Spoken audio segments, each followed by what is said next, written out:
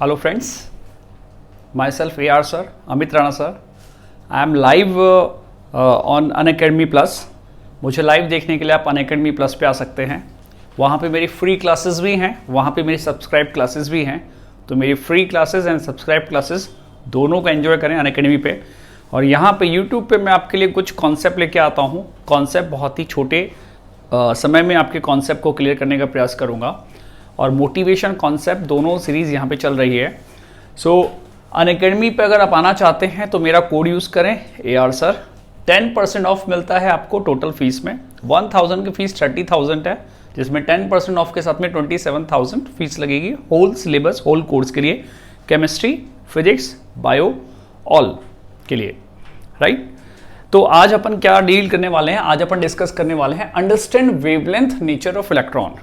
एक स्टूडेंट का डाउट था सर कि जब हम इलेक्ट्रॉन का वेवलेंथ निकालते हैं तो इलेक्ट्रॉन का वेवलेंथ का कौन सा फॉर्मूला लगाते हैं सर. ये जो आपका He बराबर SC बाय लेमडा है, इसको कब लगाएंगे सर. बहुत सारे फॉर्मूले हो गए, उस फॉर्मूले में मुझे कंफ्यूजन हो रहा है कि E बराबर SC बाय लेमडा ये कब होगा सर. ये जो एक 1 बाय लेमडा है, 1 बाय लेमडा बराबर RH Z square, RH Z square 1/N1 square minus 1/N2 square, ये कब होगा. और सर यहां पे एक फॉर्मूला और है, मतलब फॉर्मूले की कमी ही नहीं है. हमारा छोटे बच्चों के ऊपर इतना ज्यादा अत्याचार है, इतने सारे फॉर्मूले, एक ये हो गया, एक ये हो गया, और एक डी ब्रोगली ने कुछ कसर नहीं छोड़ी. उसने लेमडा बराबर H/mv एक फॉर्मूला और बढ़ा दिया, तो एक फॉर्मूला यहां पे और बढ़ गया. तो क्या सर कब क्या लगाएंगे, तो यहां पर आपको ध्यान रखना है कि कब कौन सा फॉर्मूला लगाएंगे, वो समझाते हैं. देखो इलेक्ट्रॉन क्या है. इलेक्ट्रॉन इज ए पार्टिकल और वेव. बच्चों electron is a particle. Electron is particle और wave. Electron is particle but have wave nature also, but have wave nature also. तो electron is a particle but have wave nature also. तो particle के साथ में उसमें wave nature भी होता है इलेक्ट्रॉन में. सो इलेक्ट्रॉन जब यहाँ पे बोर ऑर्बिट के अंदर रिवॉल्व हो रहा है या बोर ऑर्बिट में ट्रांजिशन दिखाता है इलेक्ट्रॉन, जब बोर ऑर्बिट के अंदर है तो वहां आपका ये फॉर्मूला काम करेगा. एक्चुअल में ये फॉर्मूला बोर ऑर्बिट में लिया गया है डिफरेंट एनर्जी लेवल्स के बीच में.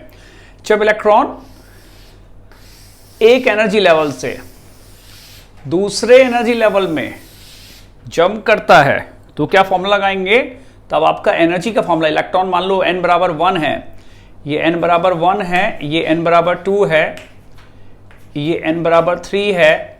तो n बराबर इलेक्ट्रॉन n बराबर 1 से n बराबर 3 में जंप किया है. अब 3 में जंप करेगा तो वहां एनर्जी चेंज होगा. उसका एनर्जी चेंज कितना होगा, उसका एनर्जी चेंज डेल्टा E बराबर यहां पे लगेगा 13.6 इंटू यहां पे Z square 1/N1 square minus 1/N2 square, right. लेकिन जब ये इलेक्ट्रॉन ट्रांजिशन दिखाता है तो ट्रांजिशन जो होता है वो किसी एनर्जी की वजह से होता है, फोटोन एब्जॉर्ब करने की वजह से होता है. तो वो ट्रांजिशन के समय उसने फोटोन एब्जॉर्ब किया. तो इलेक्ट्रॉन ने जो फोटोन एब्जॉर्ब किया वो फोटोन का वैल्यू होता है SC बाय लेमडा. तो ये लेमडा इलेक्ट्रॉन का नहीं है, ये लेमडा किसका है, एब्जॉर्ब फोटोन का है या रिलीज फोटोन का है, जो इलेक्ट्रॉन ने ट्रांजिशन में दिखाया है. और उसी के थ्रू यहां पे फॉर्मूला बनाए ये वाला. तो जब आप स्पेक्ट्रम लाइन की कैलकुलेशन करते हैं तो वहां स्पेक्ट्रम लाइन, लाइन मतलब फोटोन, फोटोन का वैल्यू आप निकालते हैं तो आप ये फॉर्मूला लगा सकते हैं. और इस फॉर्मूले को लगाने के लिए हमने ये फॉर्मूला यूज किया है, SC बाय लेमडा देखो यहां यूज किया है, और ये HC इधर डिवाइड आ जाएगा, उसी से RH Z स्क्वायर बना है. तो ये फॉर्मूले में ये ऑलरेडी यूज हो गया है.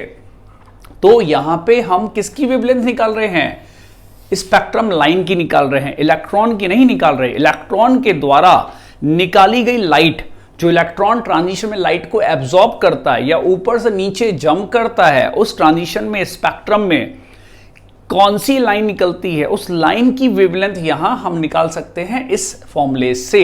तो एक तो ये ध्यान रखना, यहां पे N1 और N2 क्या होता है. N1 यहां पर होता है लोअर एनर्जी लेवल, N1 होता है लोअर एनर्जी लेवल, और N2 क्या होता है, N2 होता है हायर एनर्जी लेवल.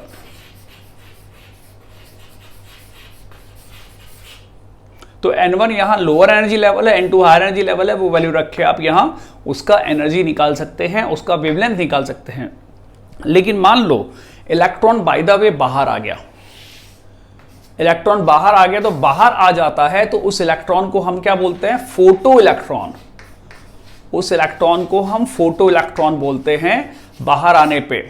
अब इलेक्ट्रॉन एक पार्टिकल की तरह मूव कर रहा है, राइट? जब इलेक्ट्रॉन एक पार्टिकल की तरह मूव कर रहा है बाहर, या मान लो बोर ऑर्बिट में भी, तो इलेक्ट्रॉन के मूवमेंट से, उसके मूवमेंट से जो उसकी काइनेटिक एनर्जी बिल्डअप होती है या मोमेंटम बिल्डअप होता है, उस मोमेंटम के थ्रू जो वेवलेंथ आती है वो ये है इलेक्ट्रॉन की खुद की वेवलेंथ। क्योंकि इलेक्ट्रॉन में वेव नेचर है, इलेक्ट्रॉन वेव प्रोड्यूस करेगा ट्रांजिशन से, उसका वेवलेंथ ये हो गया। और इलेक्ट्रॉन में खुद में वेव नेचर है, उस वेव नेचर को निकालने के लिए आप ये फॉर्मूला लगाएंगे। इस फॉर्मूले में ये वेलोसिटी कौन सी रह सकते हैं? ये वेलोसिटी इलेक्ट्रॉन की वेलोसिटी जो बोर ऑर्बिट में है। बोर ऑर्बिट में वेलोसिटी का फॉर्मूला क्या होता है? 2.18 इंटू 10⁶ Z/n।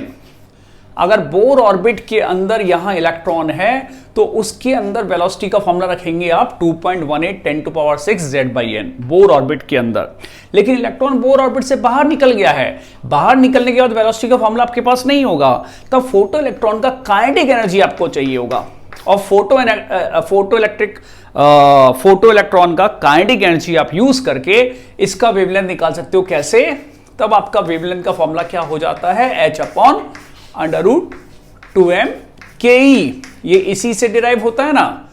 तो ये जो काइनेटिक एनर्जी का फॉर्मूला है, ये कब लगाते हो आप?